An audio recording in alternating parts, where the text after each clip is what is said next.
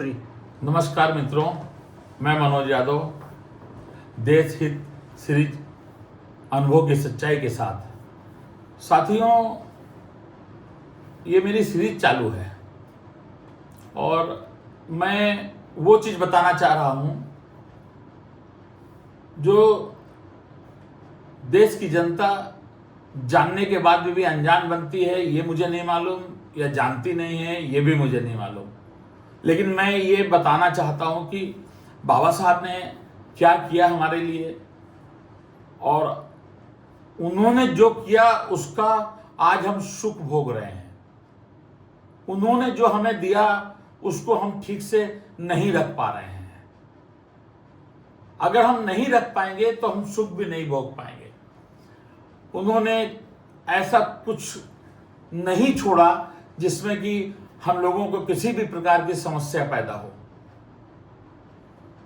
तो मैं उसी लिए मैंने एक ये सीरीज चालू करी है।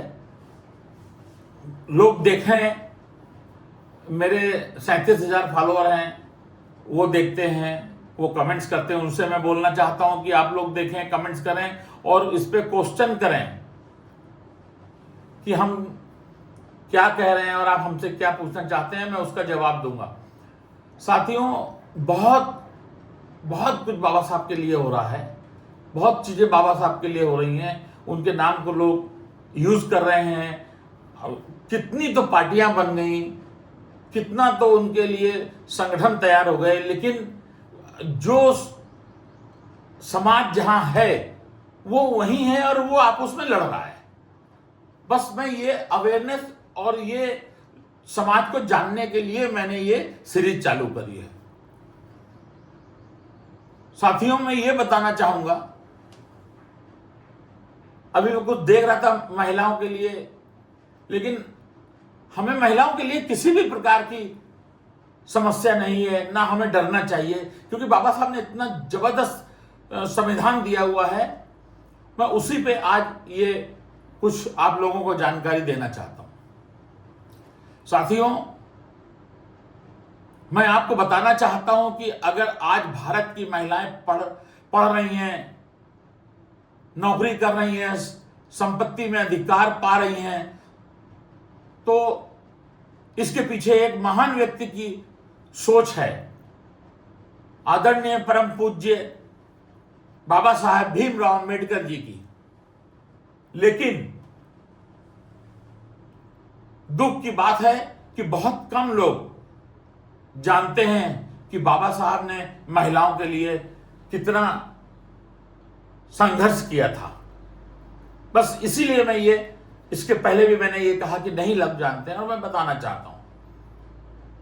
संविधान में महिलाओं को सम्मान, अधिकार सबसे पहले बाबा साहब ने भारत के संविधान में यह सुनिश्चित किया था कि महिलाओं और पुरुषों को समान अधिकार मिले। हम अभी भी लड़ रहे हैं। उन्होंने संविधान में ऐसा कानून बनाया, किसी महिला के साथ लिंग के आधार पर भेदभाव नहीं होना चाहिए। महिलाओं को शिक्षा, नौकरी और अवसर में बराबरी मिलनी चाहिए।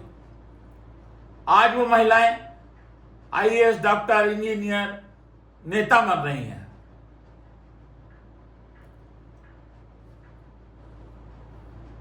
इसकी नींव बाबा साहब ने रखी थी, किसी और ने नहीं रखी थी। हिंदू कोड बिल, महिलाओं के अधिकार की क्रांति, बाबा साहब ने हिंदू कोड बिल लाकर महिलाओं को बहुत बड़े अधिकार देने की कोशिश की। इस बिल में उन्होंने प्रस्ताव रखा कि महिलाओं को पिता की संपत्ति में बराबर अधिकार मिले, महिलाओं को पूर्ण विवाह का अधिकार मिले। लेकिन उस समय कई लोग इसके खिलाफ खड़े हो गए। यह देश का दुर्भाग्य था जिस दिन सारे लोग मिल करके उसके खिलाफ खड़े हो गए ये देश का दुर्भाग्य था। इधर देश आजाद हो रहा था, इधर बाबा साहब संविधान पे काम कर रहे थे और कई लोग उसका विरोध कर रहे थे। ये बड़ी शर्म की बात है। इतना विरोध हुआ कि बाबा साहब को मंत्री पद से इस्तीफा तक देना पड़ा। ये क्या बात हुई? लेकिन उन्होंने महिलाओं के अधिकारों के लिए आवाज उठाना नहीं छोड़ा। दोस्त साथियों, कामकाजी महिलाओं के लिए अधिकार, बाबा साहब जब श्रम मंत्री थे तब उन्होंने काम करने वाली महिलाओं के लिए कई बड़े फैसले लिए, महत्वपूर्ण कई बड़े फैसले लिए। मातृत्व अवकाश की व्यवस्था, ये छोटी मोटी बात नहीं होती है। काम के घंटे कम करना, ये भी छोटी बात नहीं है। हर आदमी पैसा देता है, काम कराना चाहता है। महिलाओं के लिए सुरक्षित काम का माहौल, आज जो महिलाओं की नौकरी के दौरान मातृत्व अवकाश ले पाती हैं महिलाएं, इसकी शुरुआत भी बाबा साहब की सोच से हुई थी। इसलिए वो हमारे लिए एक वरदान है, हमारे लिए एक ईश्वर के रूप में हम देखना चाहते हैं उनको, कि वास्तव में उन्होंने जो किया और महिला के लिए किया। मतलब महिला हमारे सनातन धर्म में पूजी जाती हैं।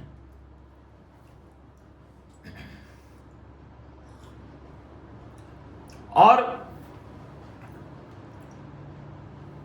मतलब उन्होंने ऐसी कोई चीज महिलाओं के लिए नहीं छोड़ी कि जिस तरीके से महिलाओं को लज्जित किया जाए। मित्रों, बाबा साहब सिर्फ एक समाज सुधारक नहीं थे, ये हमें समझना चाहिए। वो भारत की महिलाओं के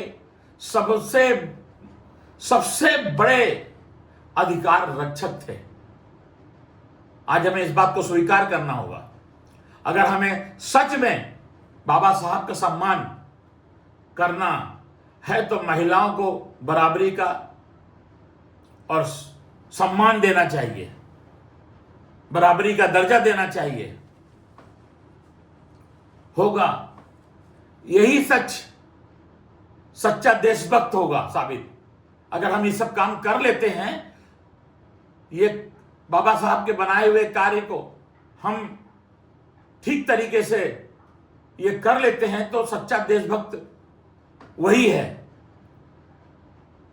जिस व्यक्ति ने भारत की महिलाओं को सम्मान अधिकार दिलाने के लिए अपना पद छोड़ दिया। वही थे परम पूज्य आदरणीय बाबा साहब भीमराव अंबेडकर। हमें इस बात को स्वीकार करना चाहिए और आज मतभेद नहीं पैदा होना चाहिए किसी बात का। जो उन्होंने बनाया, बहुत सोच समझ के बनाया, उसके लिए उन्होंने अपना मंत्री पद छोड़ा, उन्होंने सारी चीजें छोड़ दी, लेकिन महिलाओं का साथ नहीं छोड़ा। महिलाओं के लिए, महिलाओं के भविष्य के लिए उन्होंने कभी भी किसी प्रकार से कोई भी चीज से समझौता नहीं किया। महिलाओं को बराबर का दर्जा मिलना चाहिए, सम्मान मिलना चाहिए। जय हिंद, जय भारत, जय भीम।